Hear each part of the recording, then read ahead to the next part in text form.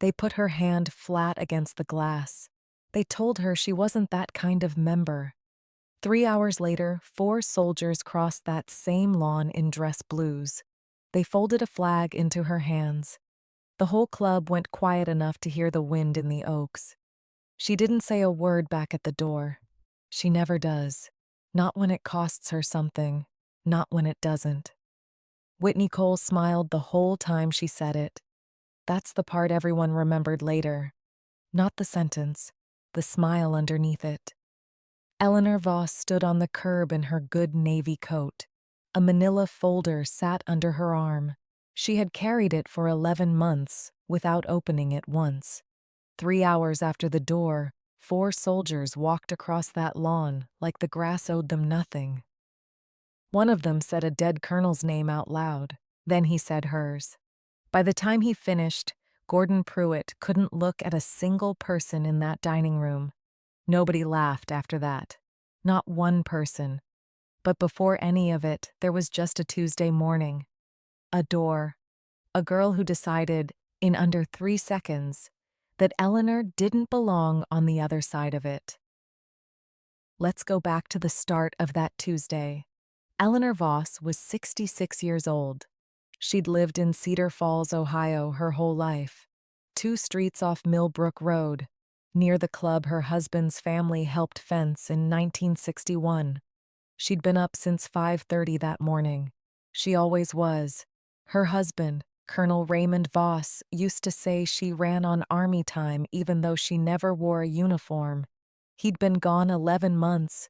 She still poured 2 cups of coffee some mornings out of habit. Then she tipped the second one down the drain, slow, like a small private funeral. That Tuesday, she did the church pantry books first, same as every week. 12 volunteers, 1 ledger, a coffee can of receipts that never quite matched. She found a $12 discrepancy in 4 minutes flat, sitting at her kitchen table in her robe. It had sat there, untouched, for 6 weeks. Nobody else had bothered to run the numbers twice. Pastor Whitfield called her his auditor. She called it paying attention. She'd learned that particular skill the same way she'd learned most things.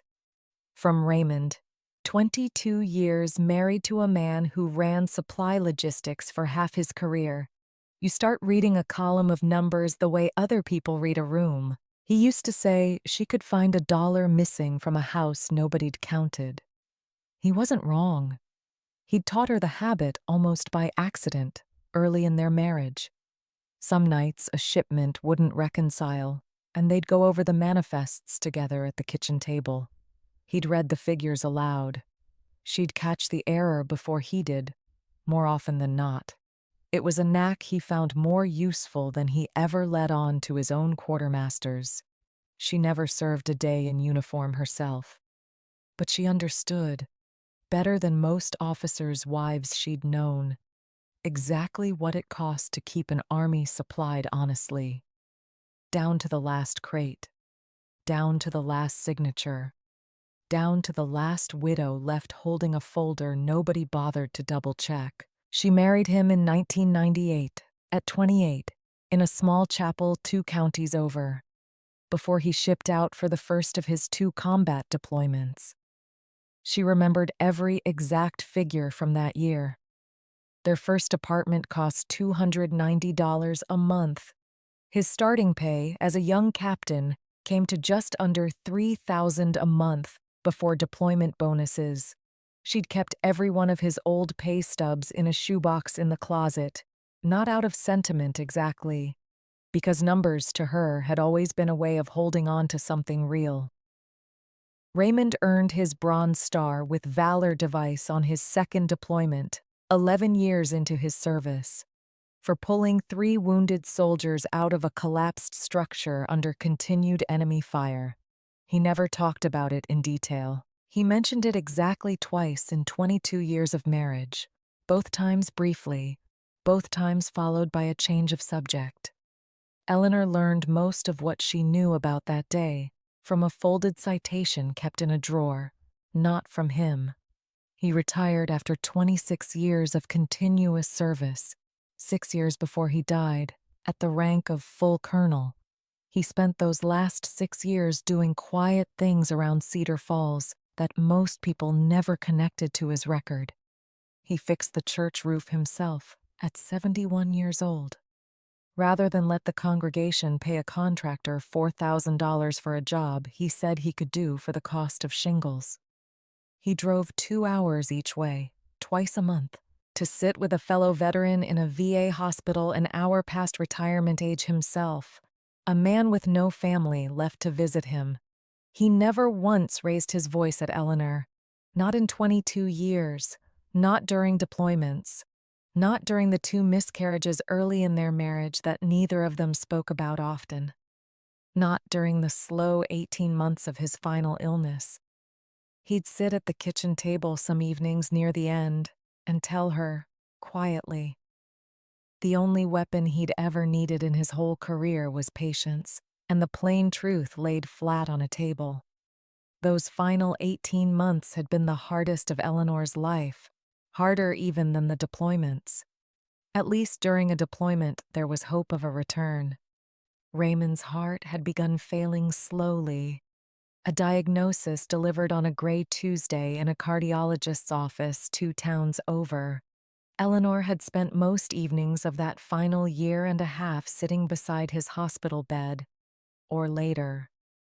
His recliner at home, reading him the newspaper because his eyes tired too easily to read it himself.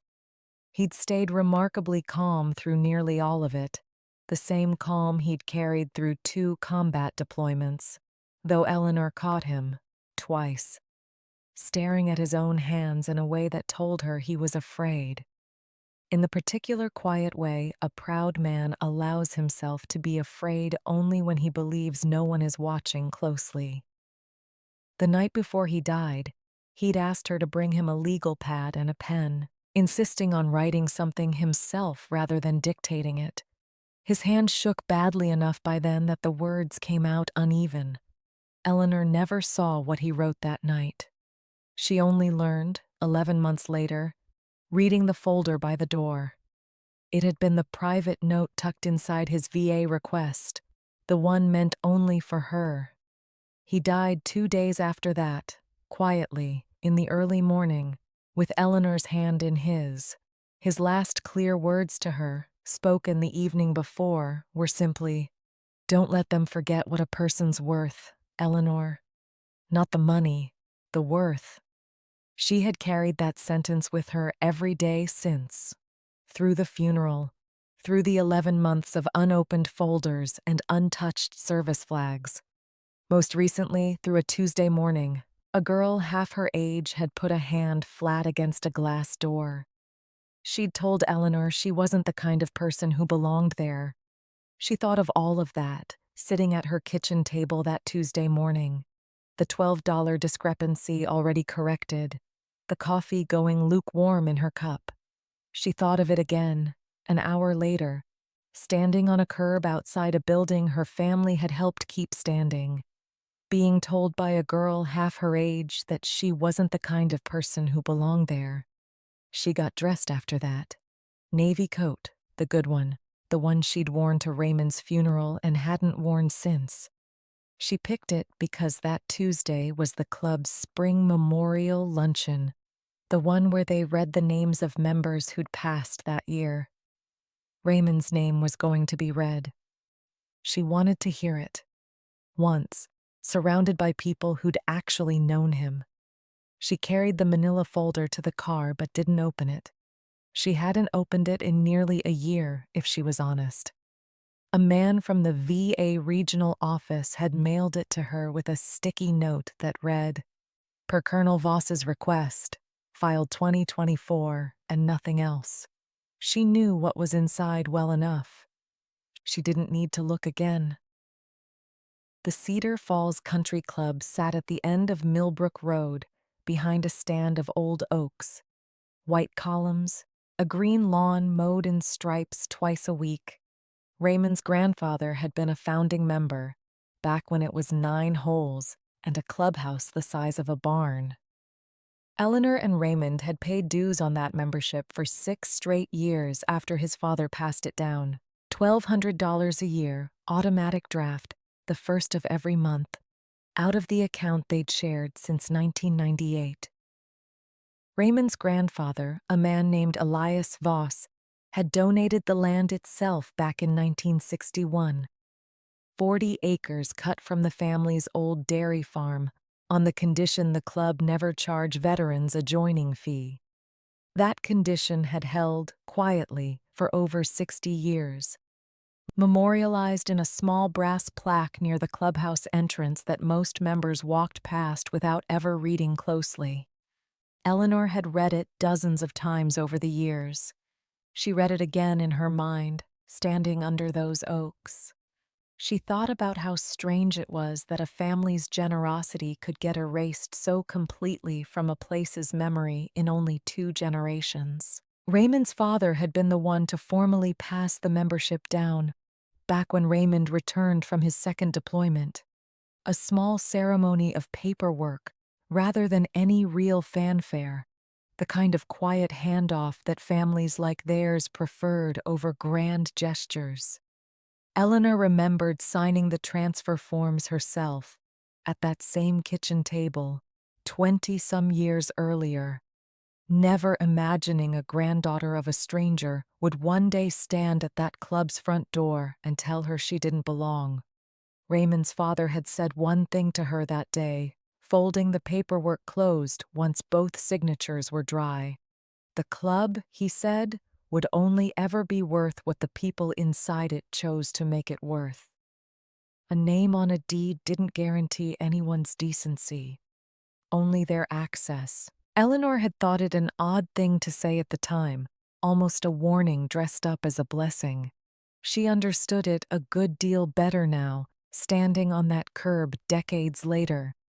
Much better than she had at 20-some years old, signing her name beside her husband's without a second thought. She parked in the gravel lot, same as always, and walked toward the glass doors with her folder and her good coat. A young woman she didn't recognize stood in front of them like she'd been posted there. The woman had a clipboard. Her smile didn't reach her eyes. "Can I help you?" she said, in the voice people use when they already know the answer is no. "I'm here for the memorial luncheon," Eleanor said. "I'm Eleanor Voss." The woman looked at her clipboard, then at Eleanor's coat, then back at the clipboard. She decided something about Eleanor in under 3 seconds. Eleanor had been dismissed by faster people. She didn't flinch. "I don't see a Voss on the list," the woman said. "The account's under my husband's name, Colonel Raymond Voss. He passed last year." "I'm sorry for your loss," the woman said, and did not sound sorry at all. "But I can't let you in without a member escort. Is there someone inside who can vouch for you?" Eleanor told her she'd had a table by that window for 6 years. She told her the dues came out automatically, same as they had since Raymond's father signed the account over. She told her calmly that she didn't need vouching for in a building her family had helped keep the lights on in. That's when the woman put her hand flat against the glass, bracing the door like Eleanor was a threat to it personally. "This isn't that kind of place for people like you." Eleanor didn't ask what kind of people she meant. She already knew. She'd been told the same thing, in different words, by different doors, her entire life. A widow in a coat that wasn't new enough. A woman standing alone, without a husband on her arm to make her legitimate in someone else's eyes. She stepped back from the glass. She smoothed her coat with one hand. She did not raise her voice. "What's your name?" Eleanor asked. "Whitney. Whitney Cole. And I need you to step aside, ma'am. There are members arriving."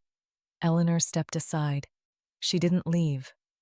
She stood on the curb, in the shade of the oaks, and watched cars pull into the lot one after another, dropping off men in blazers and women in spring dresses who all walked past her like she was part of the landscaping. 10 minutes in, A man in a cream linen jacket came out through the same glass doors, moving fast, smiling the kind of smile that had learned to arrive before any real feeling did. "Eleanor," he said. "Gordon Pruitt. I run the club now, you know. Whitney tells me there's some confusion about your membership." "There's no confusion, Gordon. My dues have come out of my account every month for 6 years. Of course, of course. Look, why don't I just set you up with a guest pass for today? No trouble at all. We'll sort the paperwork out properly next week." "I don't need a guest pass to walk into a room I've paid to keep open." Gordon's smile didn't move. "It's just a formality, Eleanor. Whitney's new. She's careful, that's all. I'll walk you in myself. How's that?" He did not correct Whitney. He did not apologize. He offered Eleanor a smaller door than the one she was owed, and called it a kindness. Eleanor looked at him for a long moment. Then she looked past him, at the glass doors, at Whitney still standing guard with her clipboard. "I'll wait out here," Eleanor said. "I have somewhere to be this afternoon anyway." Gordon's smile flickered, just slightly, like he hadn't expected her to decline the small door. "Suit yourself," he said, and went back inside. Gordon Pruitt had become club president 3 years earlier, elected largely on the strength of his easy manner and his family's long association with Cedar Falls. His late father had run a successful insurance agency in town for decades. Gordon himself sold commercial real estate, or claimed to, though members had noticed over the last year that he talked about it less and less. About the club's facilities, improvements, more and more. He'd married into old Cedar Falls money, a woman named Sandra whose family had summered at the lake for 3 generations. The two of them had built a life that looked, from the outside, entirely secure. A 4-bedroom colonial on Birchwood Lane, 2 children away at college, a standing tea time every Saturday morning that he rarely missed. What members didn't know, and wouldn't for another 2 weeks, was that Gordon had quietly financed a 42-foot cruiser 18 months earlier, a purchase he'd made without consulting Sandra. He'd used a home equity line, drawn down twice more since. It covered the widening gap between the boat payment and his real estate commissions that year. Eleanor knew none of this standing under the oaks that Tuesday morning. She only knew the practiced smile, the offered guest pass, the casual refusal to correct a young employee who'd humiliated a woman who'd paid that club's bills for 6 straight years. She filed it away the same way she filed everything else, quietly and precisely, for later. Eleanor stood under the oaks a while longer. She thought about Raymond and the 22 years she'd spent married to a man who never once raised his voice either. She thought about the folder under her arm. She thought about a phone call 2 weeks earlier that she still hadn't fully explained to herself. She eventually drove home instead of waiting any longer on that curb. She took the long way, past the elementary school where Raymond used to volunteer reading to 3rd graders every Friday morning for 6 straight years. Unpaid, unasked, simply because a neighbor once mentioned the school needed more men willing to read out loud to children. She passed the small VA clinic on Route 9, too. Raymond had driven a fellow veteran to appointments there twice a month for the last 6 years of his life. A man named Curtis Boyle, with no family left nearby to help him. She passed the fire station where Raymond had once quietly paid for a full set of new turnout gear for the volunteer squad. $4,100 after learning their old equipment had failed inspection, and the township had no funds allocated to replace it. He'd never told anyone it was him. Eleanor only found out afterward from an invoice left in his desk drawer, marked paid in full, no acknowledgement requested. She thought about all of that, driving home alone, still in her good navy coat. having been turned away from a building that owed his memory more respect than it had shown her that morning. She thought, too, of the year they'd spent in base housing in Fort Bragg, early in their marriage. Raymond was a young captain then. Eleanor had taken a part-time bookkeeping job at a small hardware store, just to fill the long stretches while he trained. She'd been good at it immediately. The columns of numbers settled into place under her hands like something she'd always known how to do. The store's owner was a gruff man named Pete Ferris. He once told her she had a better head for figures than anyone he'd hired in 20 years. Raymond used to tease her about it gently. He called her his secret weapon, the wife who could smell a missing dollar from across a room. She'd laughed it off at the time. She didn't yet understand how often that skill would matter later. In base commissaries overseas, in insurance disputes after his first deployment injury, in the slow, patient work of managing a pension and a small savings account into something that could support them comfortably once he retired. At home, she made herself a cup of tea she didn't finish, sat at the kitchen table, let herself, for the first time in 11 months, feel something close to anger. Not loud anger, just a cold, settled clarity, the kind Raymond himself used to describe before he made any decision that mattered. It was into that particular quiet, 2 weeks before any of this, that a different phone call had first arrived. One that had nothing to do with Whitney Cole or Gordon Pruitt at all. A man had called her on a Thursday afternoon and introduced himself as Chief Warrant Officer Daniel Reyes. "Mrs. Voss," he'd said, "I served under your husband. 2 tours. I wanted to reach out personally about a request he filed with the VA the year before he passed." Eleanor had gone very still on her end of the line. What kind of request? He asked that if there was ever a delay in honors for a soldier's family, family should get to choose the place and the time it finally happens. He'd seen too many widows go without one, ma'am. He filed it as a standing request. It's taken us a while to process given the backlog, but it's active now. We'd like to schedule it soon, at a location of your choosing. Eleanor hadn't known what to say. She'd asked for a few days to think it over. Reyes had told her to take all the time she needed. She hadn't told anyone about that call. Not Marjorie Stant, the club's treasurer and her closest friend of 15 years. Not Pastor Whitfield.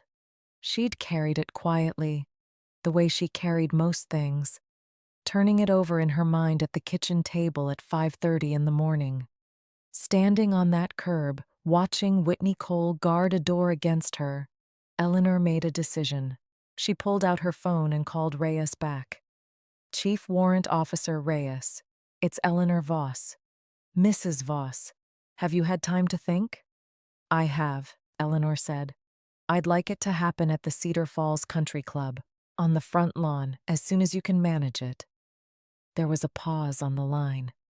"May I ask why there, specifically?"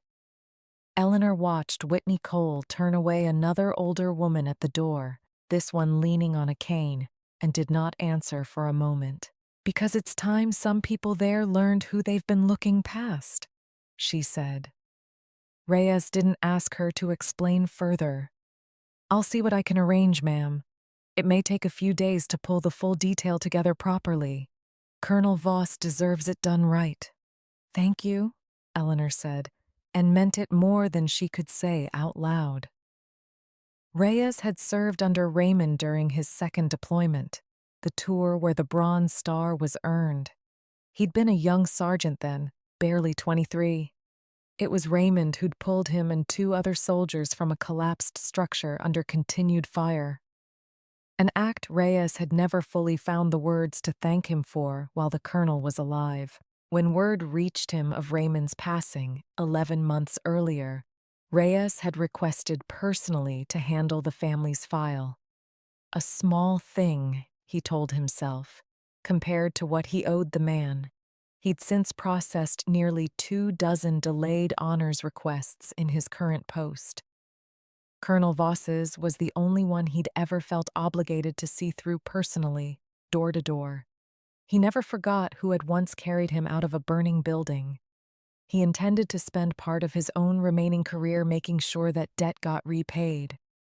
To the Colonel's widow, in full and in public, exactly as requested. She hung up, tucked her phone back into her coat pocket, and turned to leave the club parking lot. She didn't look back at the glass doors. She didn't need to. That evening, Marjorie Stant called her, a little after 7.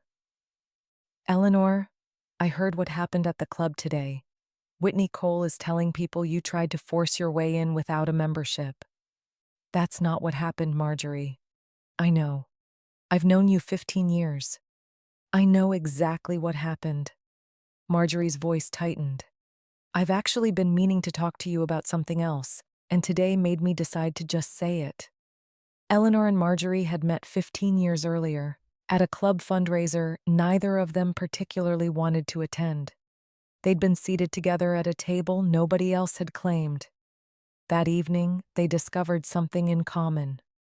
Both shared an allergy to small talk. Both liked arriving early to events, just to watch how things got set up. The friendship grew slowly after that, over shared casseroles and long porch evenings. It became one of the steadiest relationships in Eleanor's life outside her marriage. "Go on. I've been the treasurer at that club for 11 years. Lately, the books haven't been adding up the way they should. There's a line item called Facilities Reserve that's grown fast the last 14 months, and I can't find the paperwork behind half of it." Eleanor sat down slowly at her kitchen table. "How much are we talking about? I don't know yet. That's why I'm calling. Would you let me pull your account statement? Just yours, to start. See if anything looks off." Eleanor thought of 6 years of automatic dues, drafted the first of every month, never questioned. "Yes," she said. "Please." Marjorie promised to call back once she had something. Eleanor sat at the table a long while after they hung up, the manila folder still unopened beside her, Raymond's coffee cup still in the drying rack from that morning. She thought Tuesday had turned out to be a very different day than she'd expected when she woke up at 5:30. The next morning, Wednesday, Eleanor mentioned the door incident briefly to Pastor Whitfield during the pantry count, though she left out most of the details. "Someone at the club mistook me for a guest without a membership," she said. "It's been dealt with." Pastor Whitfield studied her a moment. "That's not quite the whole story, is it, Eleanor?" "No," she admitted. "But it will be soon enough." He didn't press her further. "Well, whatever it is, I trust it'll come out the right way." "It usually does. With you." Eleanor thought about that comment for the rest of the day, turning it over the way she turned over most things, at the kitchen table, with a cup of coffee going cold beside her.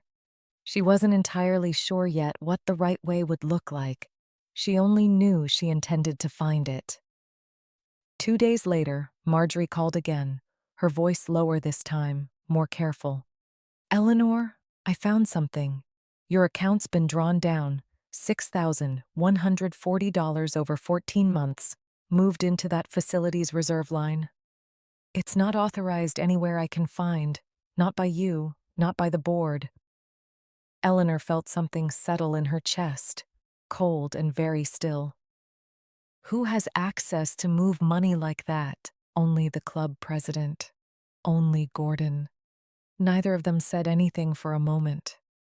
"I want to look further before we say anything to anyone," Marjorie said finally. "If it's just your account, it's bad enough. If it's more than that, we need to know the whole shape of it before Gordon has a chance to cover his tracks." "Take the time you need," Eleanor said. "I'm not in a hurry to be believed." "I'm in a hurry to be right," Marjorie laughed, short and tired. That's the most Eleanor Voss sentence I've ever heard. That same evening, once Marjorie's call had ended, Eleanor drove out to Cedar Falls Memorial. the small cemetery on the edge of town where Raymond was buried. Near a stand of maples he'd once said reminded him of the trees back at his childhood home in Pennsylvania. She stood at his grave a long while, the headstone still bearing only his name, rank, and dates, nothing more. Exactly as she'd ordered it 11 months earlier, before she'd known any of what she now knew. They told me I wasn't the kind of person who belonged there, she said quietly, to no one in particular, or perhaps to him. At the club you helped keep standing. A girl half my age said it to my face, and your own president stood there and let her. The maples moved a little in the evening wind. Eleanor stood with her hands folded in front of her, the same posture she'd held at his funeral. She found herself saying the rest of it out loud, the way she rarely allowed herself to do anywhere else. I'm not going to let it stand, Raymond. I don't know exactly how yet, but I'm not going to let it stand. She left a small bundle of flowers at the base of the headstone, same as she did most weeks. She drove home in the dark, already turning over in her mind the 2 folders waiting for her on the kitchen table. That same week, Whitney Cole sat alone in her small apartment one evening, replaying the Tuesday door incident in her mind for what felt like the 10th time. She'd grown up in a family that moved often, her father's construction jobs taking them through 4 different towns before she turned 16. She'd learned early that keeping her head down and following instructions without question was the safest way to hold on to whatever stability she found. That instinct had served her reasonably well, right up until it hadn't. She thought about calling Eleanor to apologize properly, then talked herself out of it, telling herself the moment had passed and reopening it would only make things more awkward for everyone involved. She didn't yet understand how wrong that instinct would prove to be, or how much more awkward the moment would become on its own, 4 days later, in front of the entire club. That week, Eleanor kept doing what she always did. She balanced the pantry ledger on Sunday. She ironed Raymond's smaller service flag, the one kept in a shadow box on their bedroom dresser, same as she did every week whether he was there to see it or not. She waited for 2 phone calls, one from Marjorie about the money, one from Reyes about the ceremony. Reyes called first on a Wednesday, careful and precise, the kind of man who reads back a checklist so nothing gets missed. We can do it a week from Saturday, Mrs. Voss. Midday, so the club has its usual crowd on the lawn. 4 soldiers in the detail, myself included. Full honors per your husband's file. Thank you, Eleanor said again. There's one more thing, Reyes said. Colonel Voss's request specifies his citation gets read in full before the flag is presented. 2 combat deployments, a Bronze Star with Valor device from his second tour, 26 years of continuous service. Are you comfortable with all of that read publicly? Eleanor closed her eyes for a moment. Yes, she said. Read every word of it. Yes, ma'am, Reyes said, though she wasn't anyone he needed to call ma'am in that tone. They both let it pass because it felt like the right kind of respect, even applied to the wrong rank. Eleanor spent part of that same Wednesday afternoon going through Raymond's old service photographs, something she hadn't done in months. She found one from his change of command ceremony, taken the year he made full colonel, Raymond standing straight-backed in dress uniform. A much younger Eleanor beside him in a blue dress she still remembered buying specifically for that day. She found another from years earlier, grainier, taken by a fellow soldier during his first deployment. Raymond crouched beside a supply truck, exhausted, grinning anyway, the particular grin of a young man who hadn't yet learned how heavy some of what he carried would eventually become. She set both photographs on the kitchen table, beside the folder, and thought that Saturday's ceremony, whatever else it accomplished, would at least let a room full of strangers see a fraction of the man captured in those 2 frames. rather than simply a name read once a year at a memorial luncheon nobody paid close attention to. Whitney Cole, for her part, had taken the front desk job at the club 8 months earlier. At 27, after a string of shorter jobs that hadn't worked out the way she'd hoped, her uncle, a distant cousin of Gordon's late father, had arranged the position as a favor. Whitney had understood from her first day that keeping it meant doing exactly what Gordon told her, without asking too many questions about why. That particular Tuesday, Gordon had told her, briefly, before the memorial luncheon crowd arrived, to be careful about letting anyone in who wasn't clearly on the confirmed guest list, especially anyone whose account status looked at all uncertain. He hadn't mentioned Eleanor by name. He hadn't needed to. Whitney had simply applied the instruction to the first uncertain-looking person who arrived, a widow in a coat that wasn't new enough, without stopping to check whether the instruction was really about her at all. She thought about it, off and on, over the following days. In the vague, uncomfortable way a person thinks about something they suspect was unfair, but haven't yet found the words to examine closely. She didn't call Eleanor to apologize. She told herself there was nothing yet to apologize for, that she'd simply been doing her job and mostly believed it. Right up until the following Saturday, when Eleanor walked back into the club on Marjorie Stant's arm like nothing at all had happened. That Saturday, 1 week out from the ceremony, was the club's annual spring mixer. Eleanor almost didn't go. Marjorie talked her into it. "Show your face," Marjorie said. "Let them wonder why you're not embarrassed." Eleanor wore her navy coat again. She walked into the mixer on Marjorie's arm, past a cluster of women near the bar who went quiet the moment they saw her, then picked their conversation back up a half-tone louder. Whitney Cole was working the check-in table, clipboard still in hand. This time she was checking names off a guest list rather than turning anyone away. She looked up when Eleanor approached, and something flickered across her face. Not quite guilt, not quite anything Eleanor could name yet. "Mrs. Voss," Whitney said. "I didn't realize you were coming tonight. I have a table here, Whitney, same as I've had for 6 years." A woman near the bar, one Eleanor vaguely recognized as a newer member named Deborah Ashworth, leaned toward her friend and said, "Not quietly enough? I heard she tried to force her way in last week without paying her dues in years." Poor thing. Probably confused. Eleanor didn't turn around. Marjorie's hand tightened on her arm. Whitney overheard it too. She glanced at Eleanor, then back down at her clipboard, and said nothing to correct the rumor.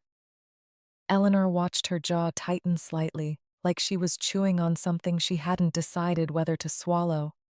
Midway through the mixer, Constance Abelman approached Eleanor's table briefly, her expression warmer than Eleanor expected given how little the two of them had ever spoken directly. "Eleanor, I heard about the mix-up at the door last week," Constance said. "That's not how this club is meant to treat anyone, especially not someone with your family's history here. I intend to look into it properly." "Thank you, Constance," Eleanor said. "I appreciate that more than you know." "I take these things seriously," Constance said, a note of steel entering her otherwise gentle voice. "I always have. 31 years teaching mathematics teaches you that a mistake in the numbers, or in how people are treated, doesn't fix itself. Someone has to actually go looking for it." She moved on to greet another table shortly after, leaving Eleanor with the small, steadying sense that at least one person on that board intended to take the coming week seriously, whatever shape it eventually took. Later that evening, near the dessert table, Whitney found Eleanor again, this time without her clipboard. "That little folder you always carry," Whitney said, an edge of mockery creeping into her voice now that she had an audience of 2 or 3 other young staff nearby. "What is it? Your grocery list? People are starting to talk, Mrs. Voss." A few nearby guests laughed, the easy laugh of people who assume they're safely on the winning side of a joke. Eleanor looked at the folder under her arm, then back at Whitney. "You'll find out what's in it soon enough," she said, and left it at that. Whitney rolled her eyes at the other staff members once Eleanor had turned away. None of them knew the folder held a federal honors request. None of them knew it named the exact patch of lawn they stood on. A piece of American military history was about to unfold there, in front of the entire membership. Later that same mixer, Gordon Pruitt sat Eleanor and Marjorie down at his own table for a few minutes, insisting on buying them both a glass of wine neither had asked for. "I want you two to know there's no hard feelings about any of this," Gordon said, smiling his easy smile. "Whitney's still learning the ropes. And Eleanor, I really am sorry about the mix-up at the door. Let me make it right. Dinner on the club next week, my treat." "That won't be necessary, Gordon," Eleanor said. "Nonsense. I insist." He turned to Marjorie. "How's the treasury looking these days? Everything squared away for the quarter?" Marjorie held his gaze a moment longer than was comfortable. "Everything's very nearly squared away, Gordon. I've been going through the accounts quite thoroughly lately." Something flickered behind Gordon's eyes, gone almost as fast as it appeared.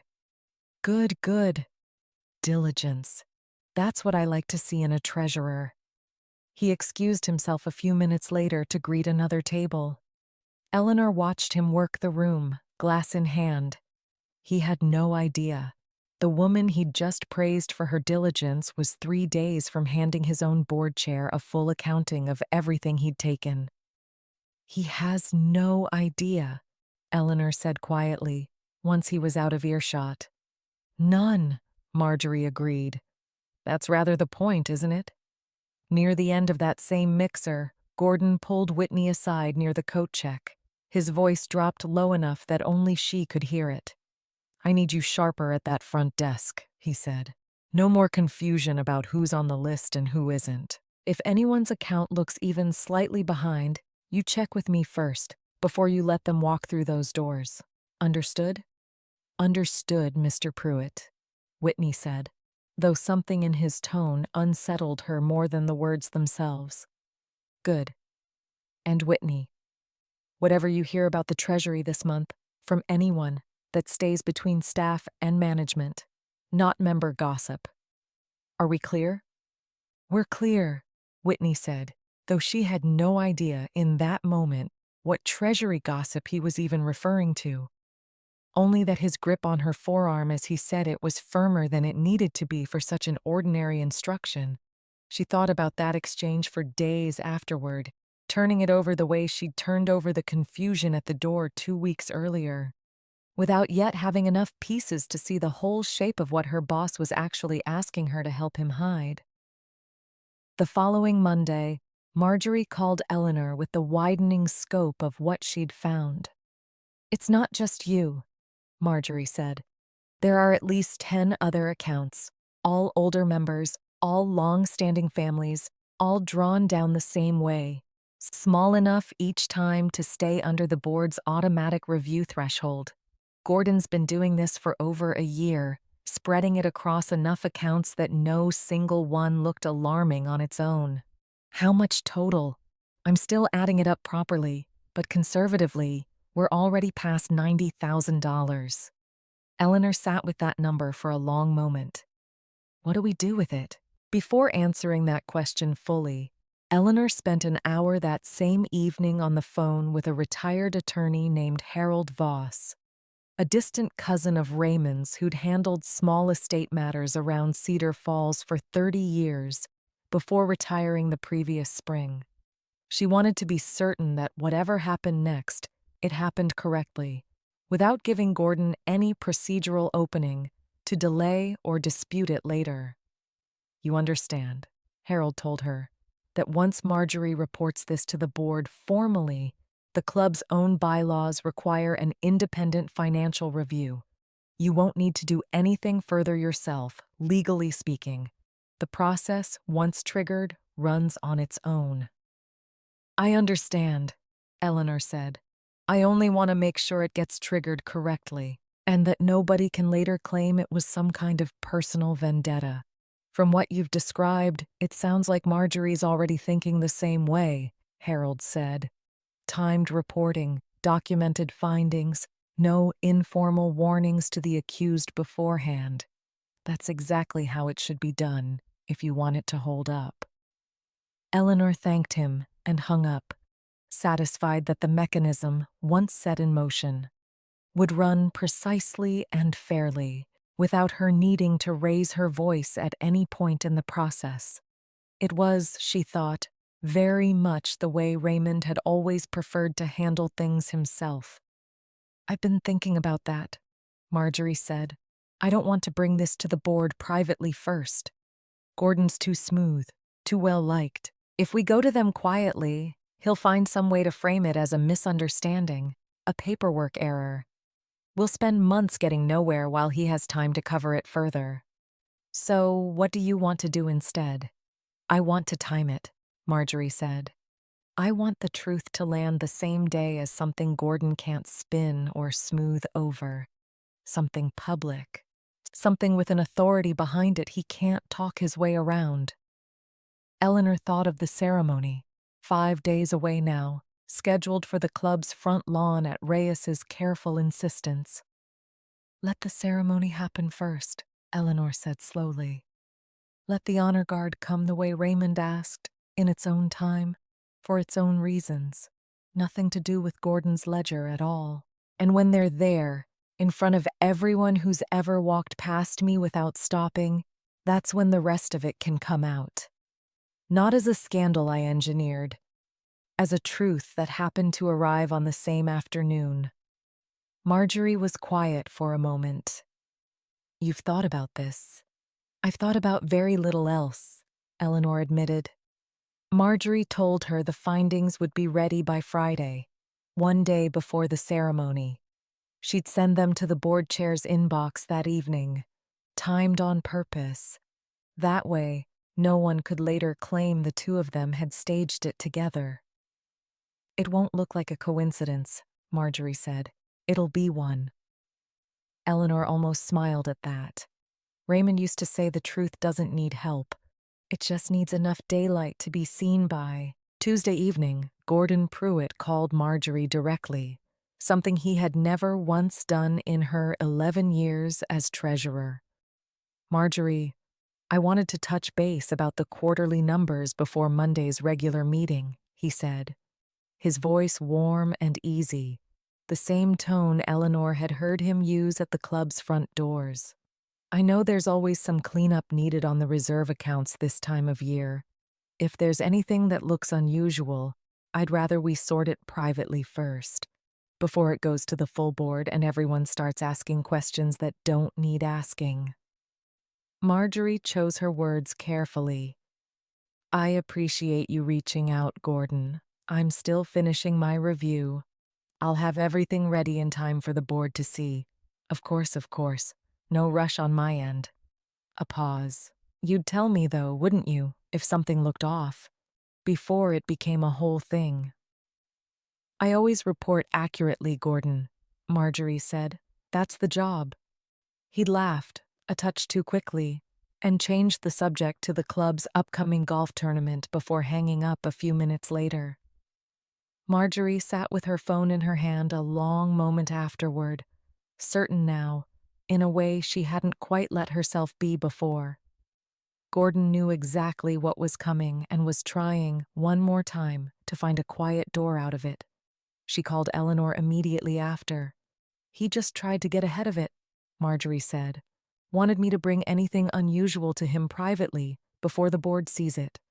What did you tell him? That I report accurately. That's all he's getting from me. Eleanor felt something settle a little more firmly in her chest. Then Friday stands. Friday stands, Marjorie agreed. Wednesday came and went. Marjorie kept working the numbers quietly in the evenings, after the club closed, going back further than the 14 months she'd first flagged. She wanted to know how far back Gordon's habit ran, before she said another word to anyone. She didn't call Eleanor again until she had something solid. Eleanor spent that same Wednesday doing ordinary things. She weeded the flower bed along the porch. She wrote a short note to Dorothy Aldrich, a woman from the club she barely knew, thanking her for a casserole left on the step months earlier and never properly acknowledged. She pressed Raymond's dress shirt for no particular reason, then hung it back in the closet where it had hung, untouched, for 11 months. That evening, she sat with the two folders side by side on the kitchen table, one from the VA, one from Marjorie. Two different kinds of proof, about to land on the same lawn, on the same Saturday. Neither Eleanor nor Marjorie had planned it that way from the start.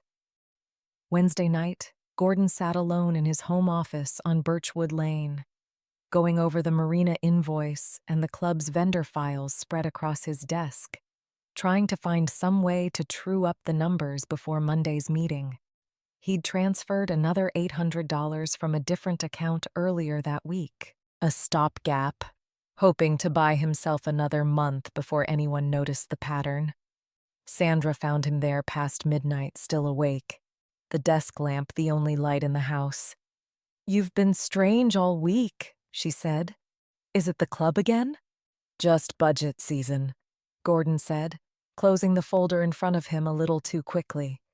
Nothing to worry about. Sandra didn't press him further.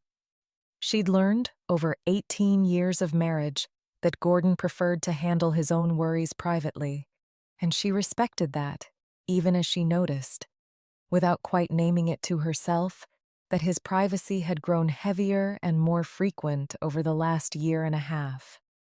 Roughly since the boat arrived at the marina, she lay awake a while after going back to bed, listening to the faint sound of Gordon shuffling papers down the hall. She found herself thinking, not for the first time, that she never quite understood something. How the club's modest president's salary covered a boat payment on top of everything else they carried. She'd asked him once, gently, the year they bought it. He'd told her not to worry. He had it handled, and she had mostly believed him. That's how a wife who loves her husband generally chooses to believe him, right up until the evidence makes that choice impossible to sustain. He called Reyes the next morning, Thursday. He hoped a small adjustment to the ceremony's timing might buy him a quieter, smaller crowd, one less likely to notice anything unusual. He had no way of knowing, dialing that number, that the numbers had already surfaced. He had no idea the woman he'd praised for her diligence at the mixer had already sent everything to the board chair the night before. Thursday afternoon, the day before the ceremony, Reyes called again. His voice had something new in it, careful in a different way than his usual care. "Mrs. Voss, I got a call from a Gordon Pruitt this afternoon. Says he's the club president. Asked whether the ceremony could move to early morning, before the lunch crowd shows up." Eleanor's hand tightened around the phone. "What did you tell him?"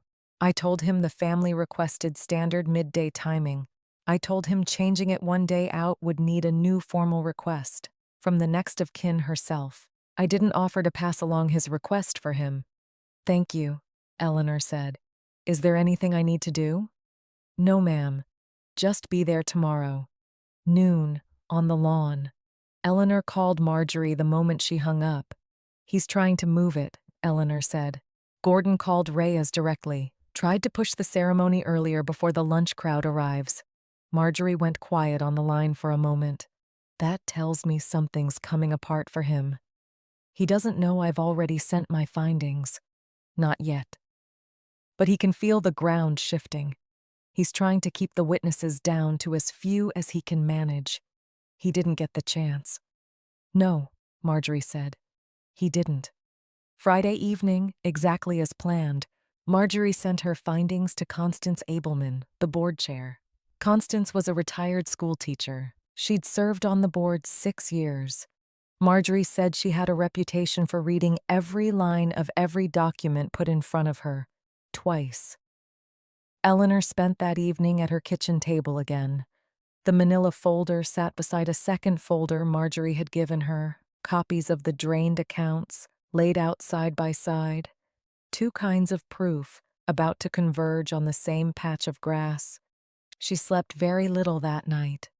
She was up again at 5:30, same as always. She made 2 cups of coffee out of habit. This time, for the first time in 11 months, she drank the second one herself. Before all of that, though, there was the rest of that same week to get through. Marjorie hadn't stopped at the first 11 accounts. She kept pulling threads through Tuesday and Wednesday, matching names against a membership roster that went back decades. She found a woman named Helen Brackett first, 74, a widow whose husband had run the county's feed store for 30 years before he passed. Helen's account showed the same pattern. Small draws, always under $1,000, always tagged to the same fictional reserve line. I called her Tuesday night, Marjorie told Eleanor on the phone. She cried. Not about the money, about being taken for a fool in a place her husband loved for 40 years. Eleanor understood that particular grief better than most people could. She'd felt something close to it standing on that curb 2 weeks earlier. Marjorie found 2 more accounts by Wednesday morning, an elderly couple named the Faradays, who'd been members since 1979, a retired dentist named Walter Combs, 82, whose late wife had chaired the club's garden committee for a decade. The Faradays, Eleanor learned, had drawn down $1,900 over the same 14-month window. It came as a particular shock to Harriet Faraday. She'd kept meticulous household accounts of her own for over 50 years, but she'd simply trusted the club's automatic statements, never cross-checking them the way she still checked every grocery receipt by hand. Walter Combs, for his part, had lost $2,200. It came from an account his late wife opened decades earlier to fund the garden committee's annual plantings. Marjorie found that particularly galling. Gordon had personally thanked the garden committee just the year before for its continued generosity to the grounds. By Thursday, the count stood at 11 separate accounts. 11 families, each one drawn down in small increments, each one trusting a signature and a handshake meant something. Whitney Cole, meanwhile, had spent that same week increasingly on edge, though she couldn't have said exactly why. Gordon had grown short with her over small things. A misfiled reservation, a guest list printed a page short. Things that had never bothered him before suddenly earned a sharp word, delivered quietly, in the hallway behind the front desk where no members could overhear. "Is everything all right, Mr. Pruitt?" Whitney had asked him Tuesday, after he'd snapped at her over nothing at all. "Everything's fine," Gordon said too quickly. "Just a lot on my plate this month. Board things." She hadn't pressed further. It wasn't her place, she told herself, though she noticed he'd started closing his office door more often, and that Marjorie Stant, usually a quiet, unremarkable presence around the club, had been staying late 3 nights running, working alone in the small treasury office off the main hall. Whitney mentioned it to a fellow staff member, a young man named Tyler who worked the pro shop counter, over a shared cigarette break Wednesday evening. "Something's up with Pruitt," Whitney said. "He's been weird for a week." "Probably just money stuff," Tyler said. "Club presidents are always stressed about money." Whitney hadn't thought much more of it at the time. She had no idea, standing in the parking lot that Wednesday evening. Within 4 days, she would watch the exact shape of that stress get read aloud on the club's own front lawn, in front of everyone she worked for. 11 families, Eleanor repeated, when Marjorie read her the final list.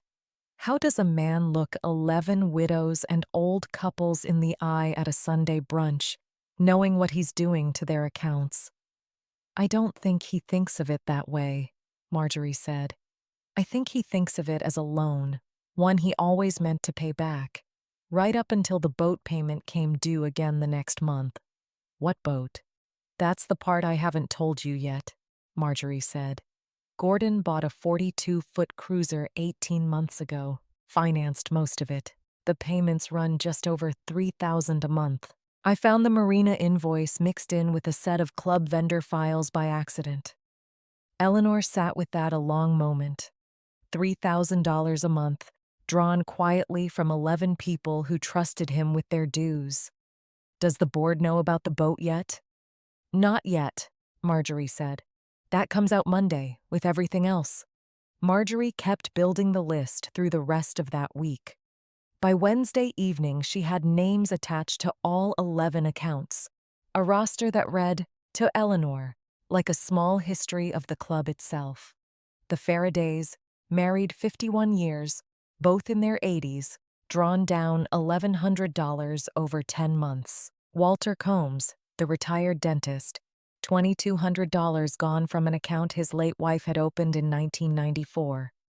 A younger couple, the Ortegas, still working, their account drained more aggressively than the others, nearly $4,000. Gordon had apparently judged them less likely to check their statements closely during a busy season raising 3 children. He picked people he thought were too old, too busy, or too polite to look closely, Marjorie said, reading through the list with Eleanor over the phone Wednesday night. Every single one of us fit at least one of those categories in his mind.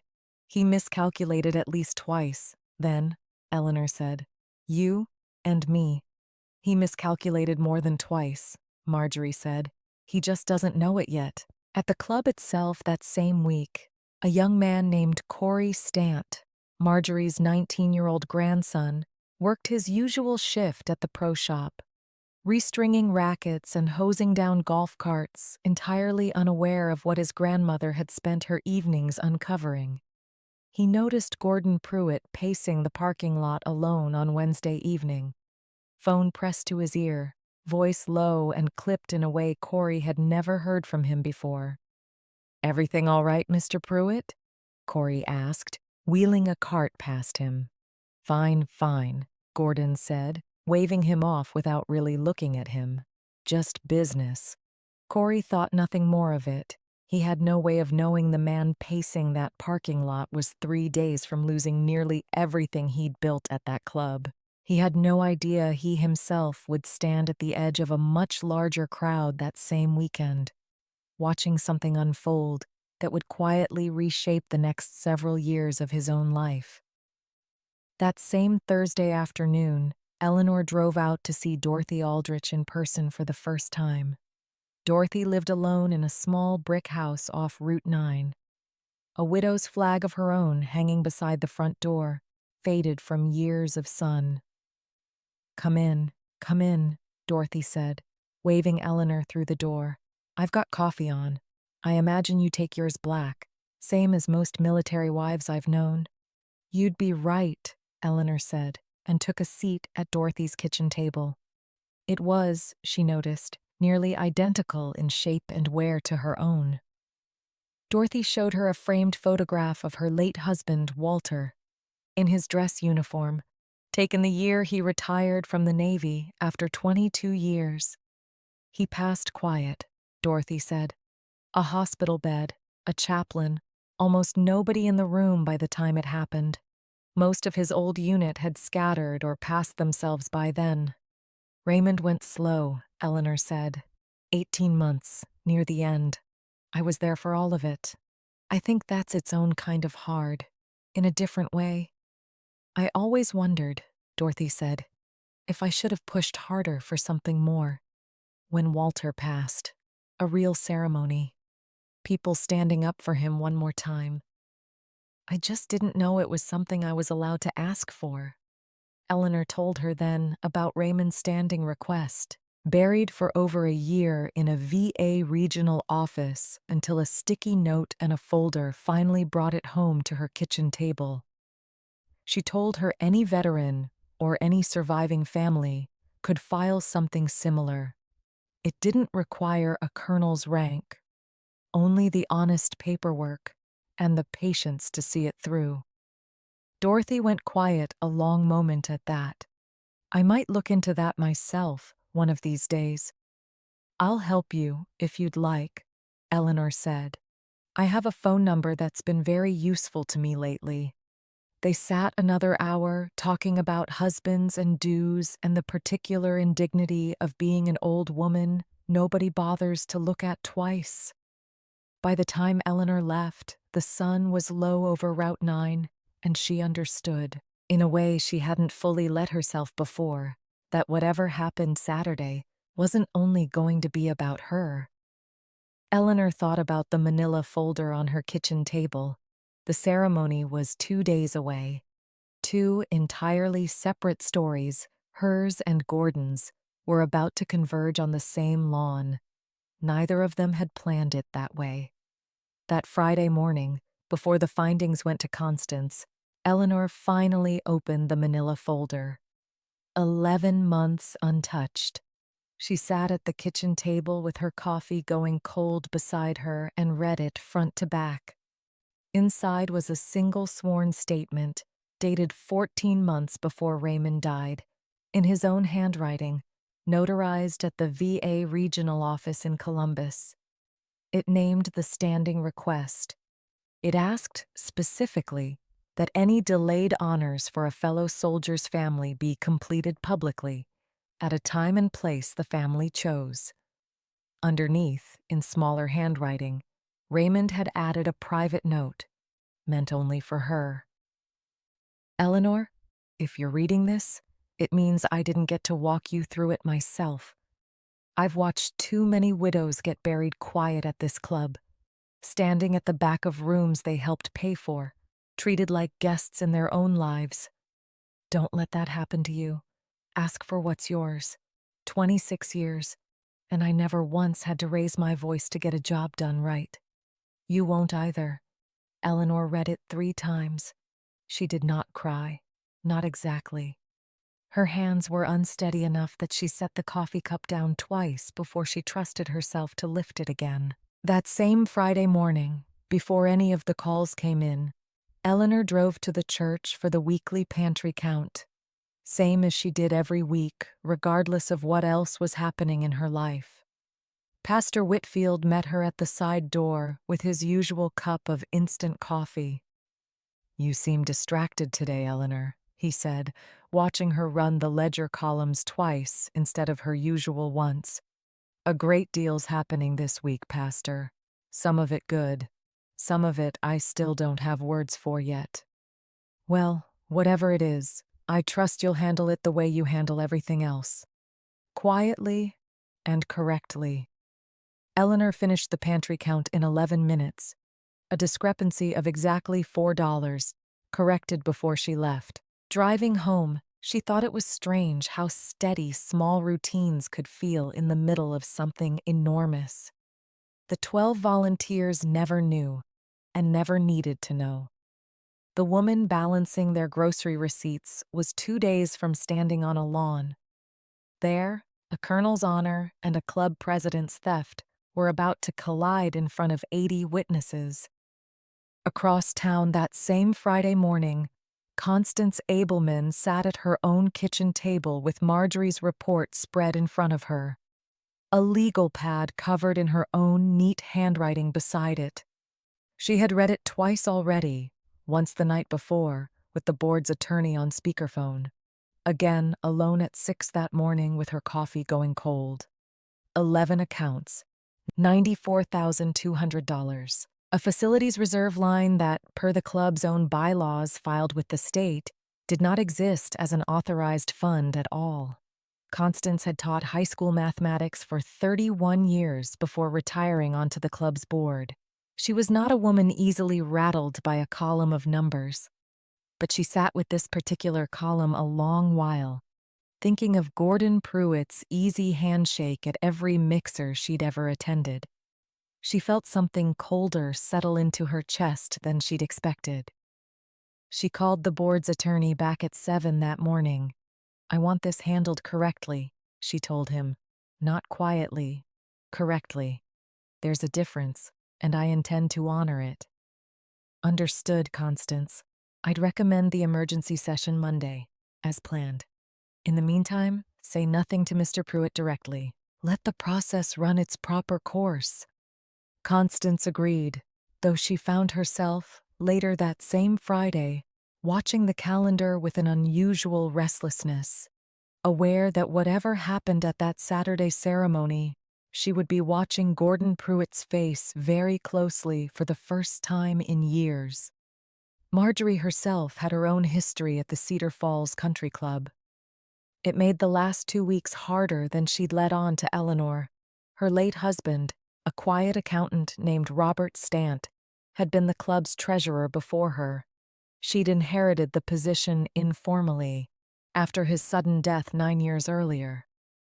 The board had simply asked if she'd be willing to continue his work rather than train someone new. Robert had died at his own desk of a heart attack on an ordinary Tuesday afternoon in October.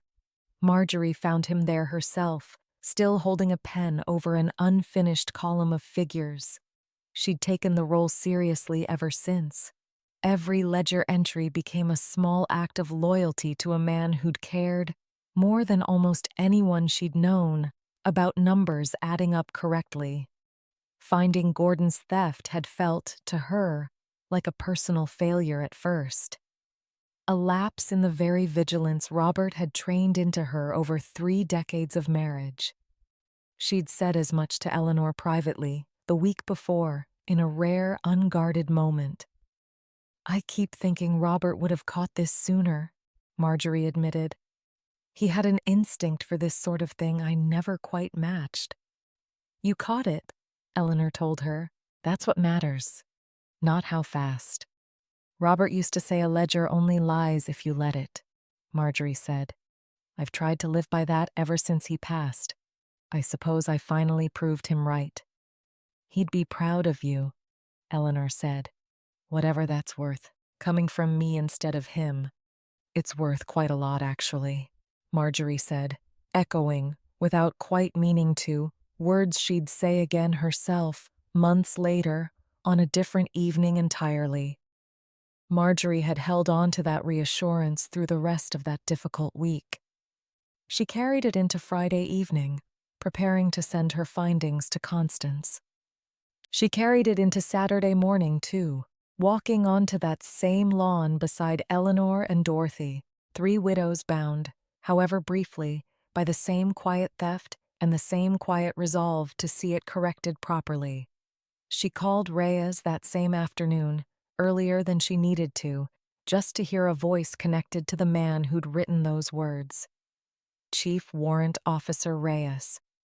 "I read the letter today, the one inside the folder." "I wondered when you would, ma'am," Reyes said.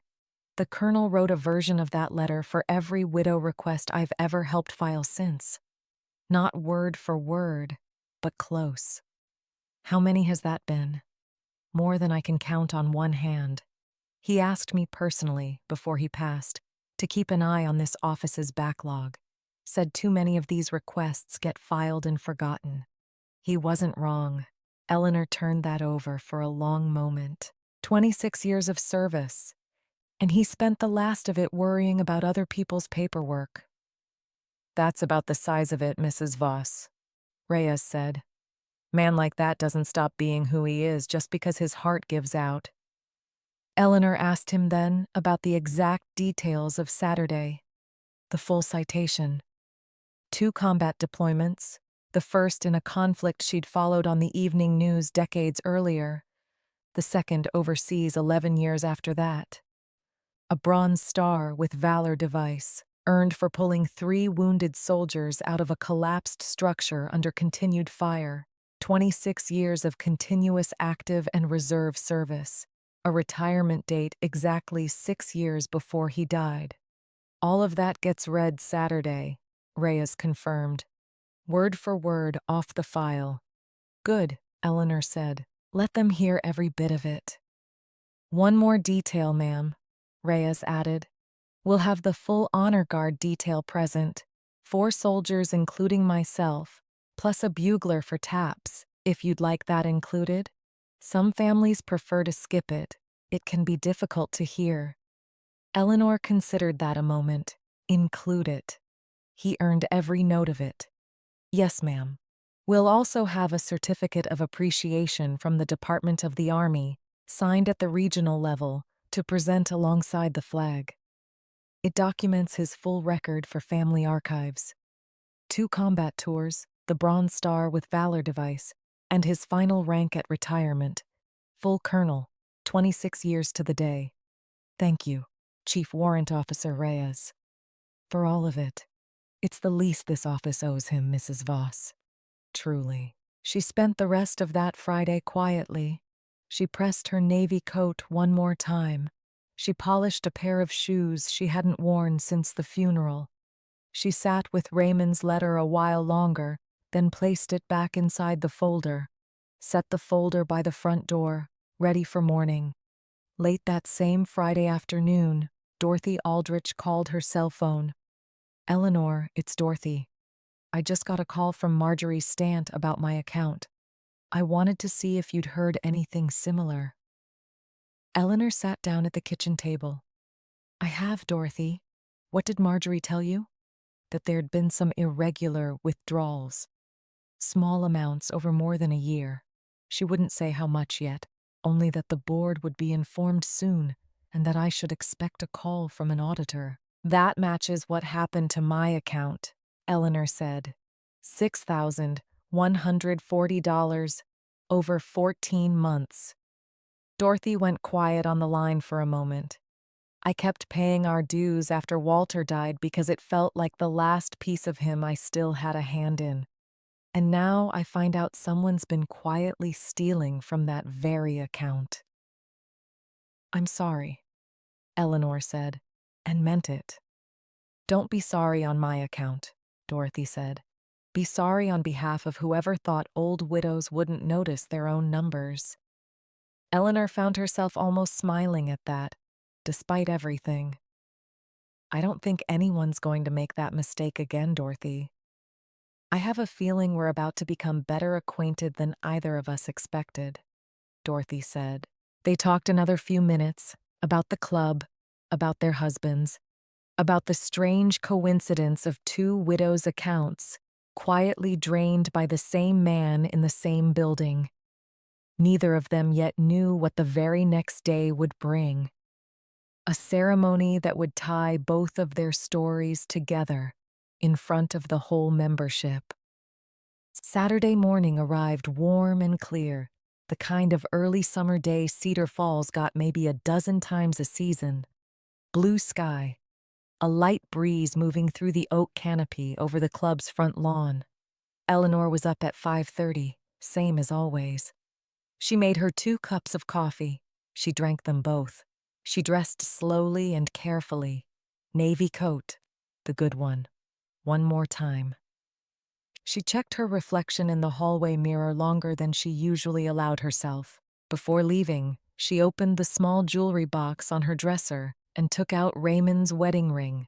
She'd worn on a thin chain around her own neck every day since the funeral, tucked beneath her collar where no one else could see it.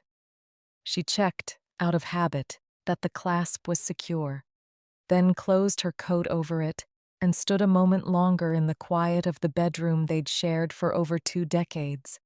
She thought of Raymond's letter, folded now inside the manila envelope by the door. She thought of 11 families, quietly notified over the last 2 days that something significant was about to be addressed. She thought of Whitney Cole's hand flat against the glass, 2 weeks earlier, almost to the hour. At 11:15, Marjorie called to confirm she'd meet Eleanor at the club directly. Constance Abelman had already reviewed the full report overnight, with the board's attorney on a call until nearly midnight, according to Marjorie's sources on the board. Is everything ready on your end? Eleanor asked. Everything's ready, Marjorie said.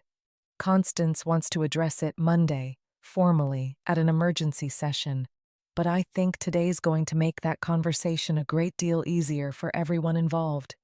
At 11:30, Eleanor left her house. She was still, for one more hour. The woman Whitney Cole had turned away at the door 2 weeks earlier. She arrived at 11:45, parking in the same gravel lot where she'd waited on the curb before.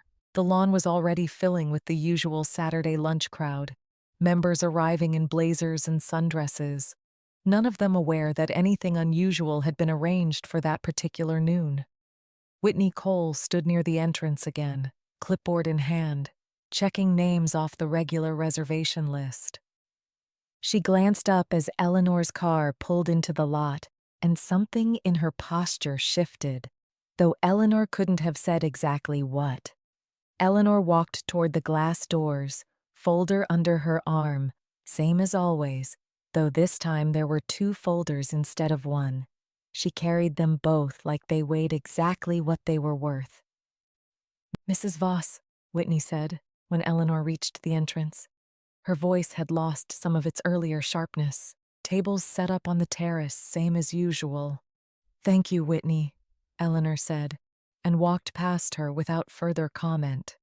Marjorie was already waiting near the terrace steps, a 3rd folder of her own tucked under one arm. She squeezed Eleanor's hand briefly as she approached. "You look steady," Marjorie said. "I feel steady," Eleanor said. "That's new." Dorothy Aldrich arrived a few minutes later, walking slowly on a cane Eleanor hadn't known she used. She took a seat near their usual table without being asked. The 3 of them didn't speak much. There wasn't much left to say that hadn't already been said on the phone. Gordon Pruitt moved through the crowd near the bar, shaking hands, laughing at something a board member said, entirely unaware that his own board chair had spent the previous night reading a full accounting of his conduct with an attorney on the line. He caught sight of Eleanor near the terrace and offered her a small nod, the kind a man gives someone he considers already handled. Eleanor did not return the nod. She simply watched him move through the crowd, laughing, oblivious, for what she suspected would be one of the last easy mornings of his life at that club. Near the terrace railing, Constance Abelman stood quietly with a cup of coffee she wasn't drinking, watching the same crowd Eleanor was watching, for entirely different reasons. She'd arrived early, telling no one why. Had spent the last 20 minutes simply observing Gordon move through the room he still believed was entirely his. Whitney Cole, near the entrance, felt an odd tension building that she couldn't name. Marjorie Stant kept glancing at her watch. Constance Abelman, usually quick with a warm word for every member who passed, stood unusually still near the terrace rail. Even the normally oblivious Saturday crowd seemed to sense something building in the air. The particular hush that settles over a room right before something happens, though nobody could have said what. Helen Brackett arrived a few minutes after Dorothy, walking carefully on her daughter's arm. She took a seat near the far end of the terrace without approaching Eleanor's table directly. The Faradays arrived shortly after that, followed by Walter Combs, each of them quietly aware, thanks to Marjorie's careful calls earlier that week. Something significant concerning their accounts was likely to surface soon. None of them yet knew it would happen that same Saturday, in front of the entire membership. By 11:45, 7 of the 11 affected families had found reasons to be at the club that morning. Whether by coincidence or quiet word of mouth, Eleanor couldn't say. Eleanor noticed them scattered among the crowd, recognized now by name where 2 weeks earlier she'd known none of them at all. She felt the strange, steadying comfort of not being alone in what was about to happen. Dorothy leaned toward Eleanor at one point, keeping her voice low. "Do you think he suspects anything yet?" "I don't think so," Eleanor said, watching Gordon laugh at something near the bar. "I think he still believes this is an ordinary Saturday." "It's remarkable," Dorothy said, "how long a man can keep believing that, right up until it stops being true." Marjorie, overhearing, allowed herself a small, tired smile. Not much longer now. The three of them fell quiet again after that, watching the crowd fill in around them. The ordinary chatter of a Saturday lunch service rising and falling across the terrace, none of it yet aware how thoroughly that particular noon was about to be remembered. At 11:50, a low murmur passed through the gathering crowd. Someone near the parking lot had spotted a government vehicle turning in off Millbrook Road. Then a second vehicle followed the first, and the murmur grew louder, curious now. Members setting down drinks and turning toward the gravel lot to see what was arriving. Whitney Cole straightened near the entrance, clipboard forgotten at her side, watching the two vehicles roll to a stop. 4 soldiers stepped out in dress blue uniforms, moving with the unhurried precision of men who had done this exact walk many times before. Never, any of them would later say, quite like this one. Chief Warrant Officer Daniel Reyes led them, gray at the temples. His bearing was calm, in a way that made the whole crowd instinctively quiet down as he crossed the gravel toward the lawn. He stopped a respectful distance from Eleanor and offered a salute so precise it seemed to cut the noon air into 2 clean halves. "Mrs. Voss," he said, "we're ready, whenever you are." "I'm ready," Eleanor said. By now nearly the full Saturday crowd had gathered on the terrace and along the lawn's edge, drawn by the sight of soldiers in dress uniform crossing the grass in broad daylight. Gordon Pruitt came hurrying out through the glass doors, cream linen jacket, that same practiced smile already sliding into place. "Excuse me," he said, addressing Reyes in the voice he probably used on golf caddies and parking valets. "Can I help you gentlemen with something? We do have a private lunch scheduled shortly." Reyes didn't look at him. Reyes looked at Eleanor. "Mrs. Voss, are you ready to proceed?" "I am," Eleanor said. Reyes turned to face the gathering crowd. When he spoke, his voice carried the particular clarity of a man trained to be heard across a parade ground. "Ladies and gentlemen, thank you for your patience. We're here today on behalf of the United States Army. We're completing a delayed honor ceremony for Colonel Raymond Arthur Voss, retired. This is done at the specific written request of the Colonel himself, filed the year before his passing." Whitney Cole had come around from the entrance to watch, her clipboard forgotten at her side now. Gordon's smile had gone very still on his face, the practiced ease draining out of it in real time. "Colonel Voss served 26 years, Reyes continued. 2 combat deployments, a Bronze Star with Valor device, earned on his second tour, for actions that saved 3 members of his unit under direct enemy fire. He asked, in his own written words, that too many widows get buried quiet, and that this not happen to his wife."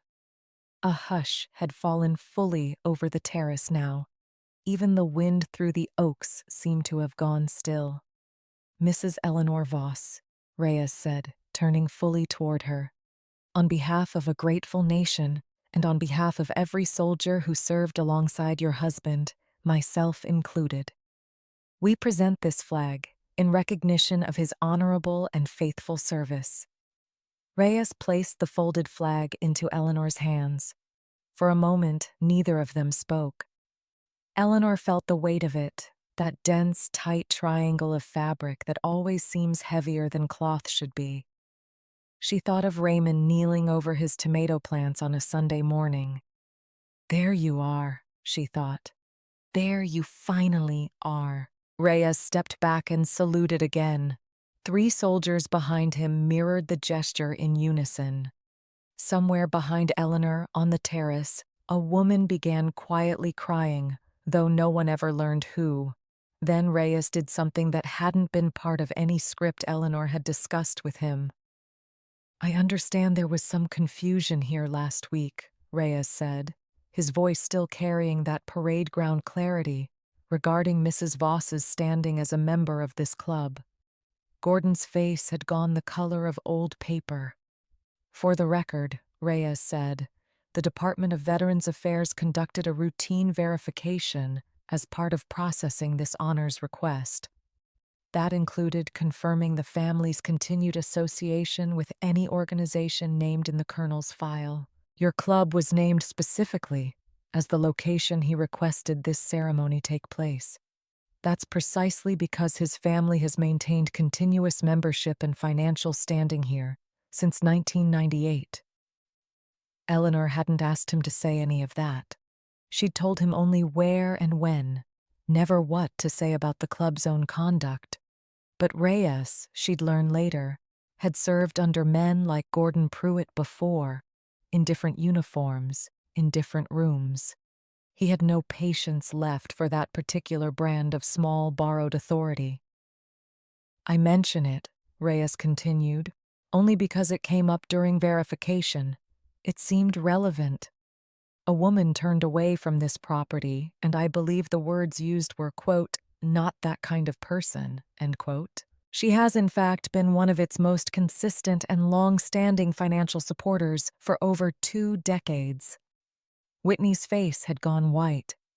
Gordon opened his mouth, then closed it again, finding nothing in himself worth saying out loud in front of that many witnesses. Thank you, Chief Warrant Officer Reyes, Eleanor said. That's more than generous of you. Just the facts, ma'am, Reyes said. The facts speak for themselves most days, if somebody's finally willing to say them out loud. The crowd on the terrace had gone almost entirely silent. A low murmur passed through them, people turning to each other in disbelief, in embarrassment. In the particular hush of a room realizing it has misjudged someone badly, and in public. Marjorie Stant stepped forward from the edge of the terrace, a manila folder of her own tucked under her arm, and cleared her throat. While we're all gathered, Marjorie said, her voice steady, there's one more piece of business the board needs to address. Given the timing, I think it's best said now, in front of everyone, rather than buried in a private meeting later. Gordon's head turned sharply toward her. Marjorie, this really isn't the time. I disagree, Marjorie said. I sent my full findings to Constance Abelman last night. 11 accounts, all long-standing members, drawn down over the last 14 months into a facilities reserve line that doesn't actually exist. $94,200 moved without authorization by the only person with access to make that transfer. The color had entirely left Gordon's face now. That's a serious accusation, he said, his voice thinner than it had been a moment before. It's not an accusation, Marjorie said. It's an accounting. I have the statements. I have the dates. I have your signature on the transfer authorizations. Constance Abelman stepped forward now from her place near the terrace rail, her expression grave. Gordon, she said, I received Marjorie's report last night. I've had our attorney review it this morning. I'd like you to come to an emergency board session Monday morning. Gordon looked from Constance to Marjorie to Eleanor, still holding the folded flag in her hands, surrounded by soldiers in dress blue. For the first time since Eleanor had known him, he seemed to have nothing smooth left to say. Of course, he said finally. Monday morning, he turned and walked back toward the clubhouse without another word, his cream linen jacket suddenly looking a size too large for him. Whitney Cole stood frozen near the entrance for a long moment, watching him go. Then she looked back at Eleanor, still holding the flag, still surrounded by soldiers. Mrs. Voss, Whitney said quietly, coming closer. I didn't know about any of it. I just do what Gordon tells me at the front desk. Eleanor looked at her for a long moment. You didn't ask me who I was, she said. You decided who I was, standing on the other side of a glass door, based on a coat that wasn't new enough and a folder you never bothered to look inside. That's the part that mattered, Whitney. Not the list, the deciding. Whitney didn't have an answer for that. Eleanor hadn't expected her to. The board convened its emergency session that Monday morning. exactly as Constance had promised. Eleanor was invited this time, not as a petitioner asking to be let back into a room she'd been kept out of, as one of 11 affected account holders with a documented claim. She sat in the third row of a conference room she had never once entered in 6 years of membership. Marjorie sat beside her. A long table of board members sat across from them, looking, collectively, like people who hadn't slept well. Gordon sat alone at the far end. No lawyer beside him. That surprised Eleanor. Marjorie later guessed he simply hadn't had the cash on hand to retain one on short notice, given where most of his cash had gone. Constance opened the session by reading Marjorie's findings into the record. Line by line, account by account, $94,200, spoken aloud in a formal room, a court reporter typing quietly in the corner. "Mr. Pruitt," Constance said when she'd finished, "do you dispute any part of this accounting?" "No," Gordon said quietly. It was the first time Eleanor had heard him speak without that easy, oversized confidence. "I don't dispute it." "Then I'll ask you directly," Constance said. "Why?" He didn't answer right away. When he did, his voice had none of the charm left in it. "The boat payment came due before the membership renewal cycle," he said. "I thought I could cover the gap and true it up before anyone noticed. Then the gap got bigger. Then it got easier to keep doing it than to stop and explain what I'd already done." Constance looked down the table at her fellow board members, then back at Gordon. "Mr. Pruitt, effective immediately, you're suspended from your position as club president, pending a full financial review by an independent auditor. Depending on that review's findings, this matter will be referred to the state attorney general's office. The board will also begin full reimbursement, with interest, to all 11 affected accounts." Eleanor didn't feel triumphant. Not exactly. What she felt was closer to relief. The particular relief of watching a scale, tilted wrong for a long time, finally settle back level. The numbers, once actually counted, could only ever land in one place. After the session, Whitney was waiting in the hallway. Arms crossed, her clipboard nowhere in sight. "Mrs. Voss," she said, using Eleanor's name correctly this time, with the right title attached. "Can I speak with you a minute?" Eleanor told her she could. "I keep hearing that man read your husband's whole record out loud," Whitney said quietly. "And I keep thinking about what I said. Some old widow. I said that in front of people, about a colonel's wife who'd been paying this place's bills longer than I've been alive." Eleanor didn't tell her it was all right. It wasn't, and she'd never believed in comforting lies just to end an uncomfortable conversation faster. "You'll carry that a while," Eleanor said instead. "That's not punishment. That's just what happens when you finally understand what you did. I hope you carry it long enough to change something." Whitney nodded. Eleanor left her standing there in the hallway.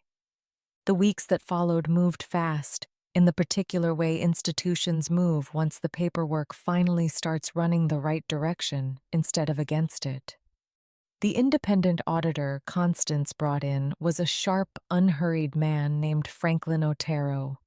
He spent 9 days going through every ledger the club had produced in the last 5 years, not just the 14 months Marjorie had flagged. What he found was worse than any of them had guessed. Gordon hadn't started with the facility's reserve draw. That had been his newest method, the one Marjorie caught because it hadn't yet worn a groove into the books. Franklin's audit turned up 2 earlier schemes going back nearly 6 years. One involved inflated catering invoices from a company owned by Gordon's brother-in-law. Another involved a maintenance contract billed at nearly double the going rate to a landscaping outfit that, on paper, didn't employ a single actual landscaper. All told, across 6 years, Franklin's report put the total misappropriated funds at just over $211,000.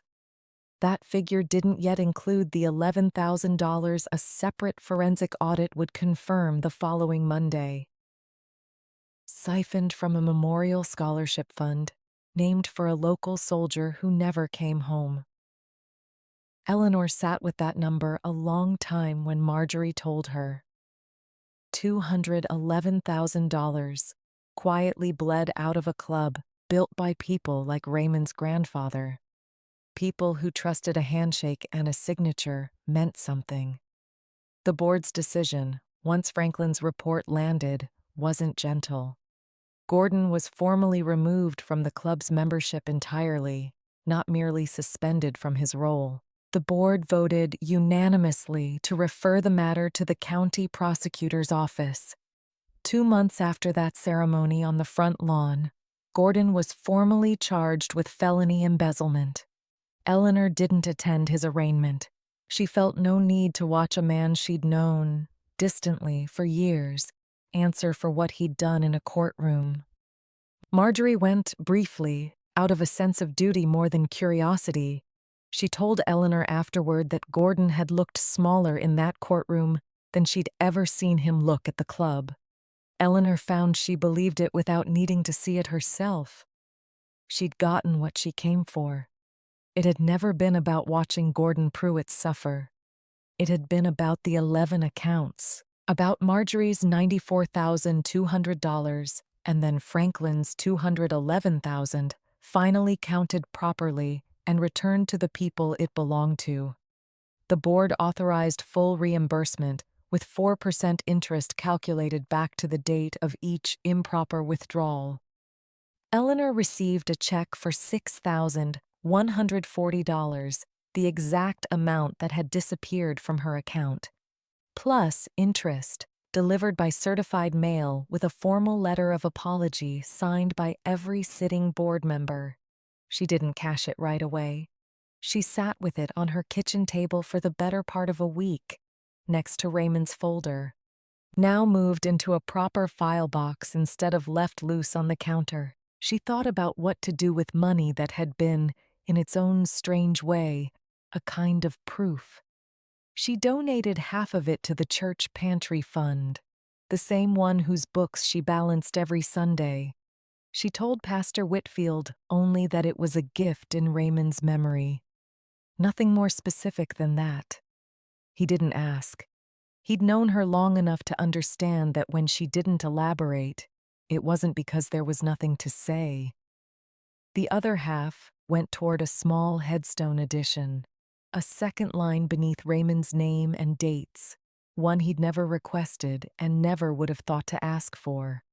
It read simply, 26 years of service, never once asked for thanks. Eleanor thought he would have found it a little embarrassing.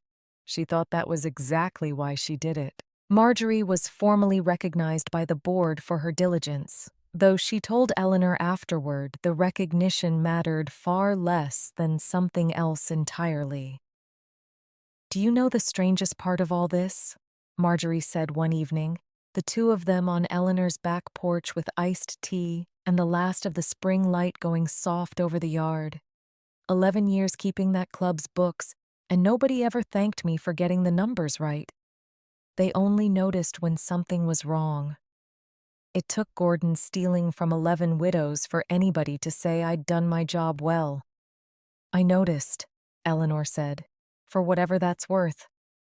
"It's worth quite a lot, actually," Marjorie said, and they sat there a while longer, not saying much else. Eleanor had come to believe was one of the truest signs of a real friendship. Whitney Cole kept her job at the club, in the end, though in a reduced capacity, moved from the front desk to a scheduling role in the back office. There, from what Marjorie reports, she has considerably less opportunity to decide on site who does and doesn't belong somewhere. About 3 weeks after the board session, Whitney sent Eleanor a handwritten note. Not typed, not an email, an actual card in her own handwriting. It read in full, "Mrs. Voss, I looked up your husband's service record after that day. The parts that are public anyway. I didn't know people like him existed outside of movies. I'm sorry for how I treated you. I'm sorrier it took a flag-folding ceremony on our own lawn to teach me something I should have already known. You can't tell who somebody is by what they're wearing at the door. I hope you'll let me make you a coffee sometime. On the house. No clipboard required. Eleanor hadn't taken her up on the coffee yet. She might, one of these days.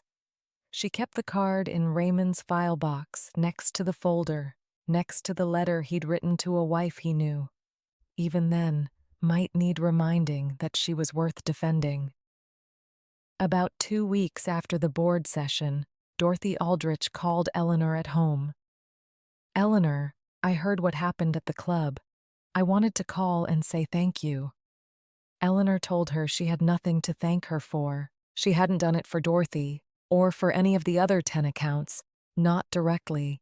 She'd done it because a soldier folded a flag into her hands. A treasurer with sharp eyes happened to notice something wrong in the same season. Maybe, Dorothy said.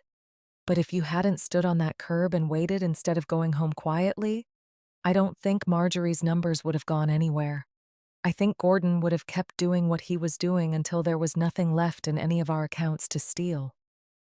You gave the rest of us a door we didn't know we needed opened. Eleanor helped Dorothy file her own honors request for Walter the following week. Reyes told her it would take a little longer this time, since Walter's full service record needed pulling from an older archive.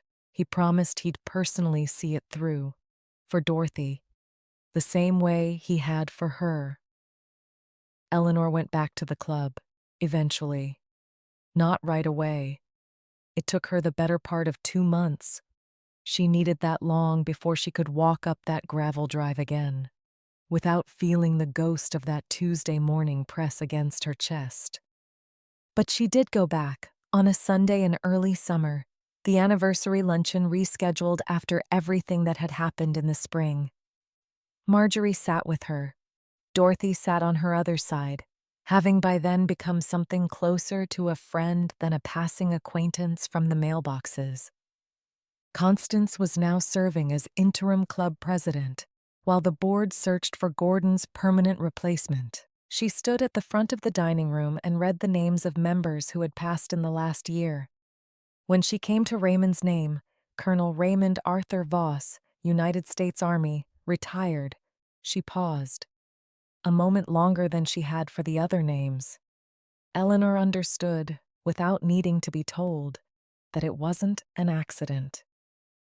26 years of service, Constance said. A husband who thought of his neighbors even from beyond his own passing. We are grateful, and we are better for having known him.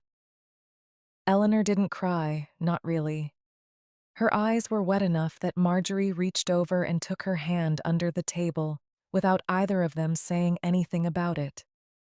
Whitney was working that luncheon, still at the front desk. She'd been given a small promotion of sorts, member relations coordinator instead of simply hostess. When Eleanor arrived that morning, Whitney came around the desk herself, not waiting for Eleanor to approach her. "Mrs. Voss," she said, "your table's ready. I made sure of it myself." "Thank you, Whitney," Eleanor said, and meant it plainly, without irony. She'd found that the truest kind of forgiveness is rarely a grand gesture. It's usually smaller than that. A table held, a name said correctly, a door opened instead of braced shut. There was one more person who mattered in this story. A young man named Corey Stant, Marjorie's grandson, 19 years old. Worked summers at the club's pro shop and happened to be on shift the Saturday the honor guard marched across the lawn. Corey told his grandmother, and later told Eleanor herself, that he'd never really thought much about what veteran meant before that day. He watched 4 men in dress uniform fold a flag. The precision looked, he said, like the most serious thing he'd ever seen another human being do. Something in him shifted that he hadn't expected. He couldn't have named it right away. He stood there with a hose in his hand, watching soldiers move like the whole world had gone still around them. He only knew it stayed with him longer than most things did that summer. He found himself thinking about it at odd hours, for weeks afterward. A few weeks later, Corey asked Marjorie, almost shyly, whether the local VFW post might need volunteers. Somebody young, to help with their summer picnic. Maybe learn a little about what the older members had actually done overseas, instead of just nodding politely when they mentioned it. Marjorie made a few calls that same week and found him a spot easily enough. The post was always short on younger hands willing to show up on a hot Saturday and do the unglamorous work nobody else wanted. Corey spent that whole summer volunteering at the VFW hall on Route 9, mowing the lawn, setting up chairs for the monthly meetings, eventually just sitting in on the meetings, listening. He told Eleanor once, near the end of that summer, that he was thinking about enlisting himself. Not because of any single conversation, because of an accumulation of small moments. If he had to point to one, they all traced back to a single Saturday, a flag folded on a country club lawn, while he happened to be hosing down carts nearby. Eleanor thought about Gordon Pruitt sometimes too, though less often than people might expect. His case worked its way through the county court system over the following year. Sandra filed for divorce not long after the charges became public. The boat, that 42-foot cruiser that had started this whole quiet unraveling, was seized as part of the restitution proceedings. It sold at auction for considerably less than he'd originally paid for it. Eleanor took no particular pleasure in any of that.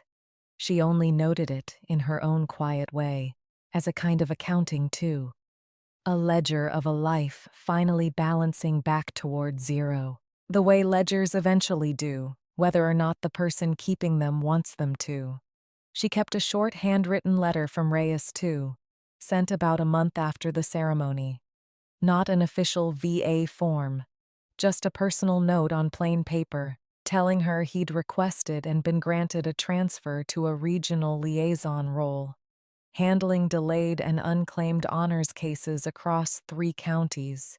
The exact kind of case her husband's letter had represented for over a year before anyone acted on it. "There are more files like the Colonel's than people realize, Mrs. Voss," he wrote. "Widows who never knew they could ask, or who asked once, got a form letter back and gave up. I'd like to make sure fewer of them give up. Your husband's request and the way you followed through on it is a large part of why I asked for this assignment.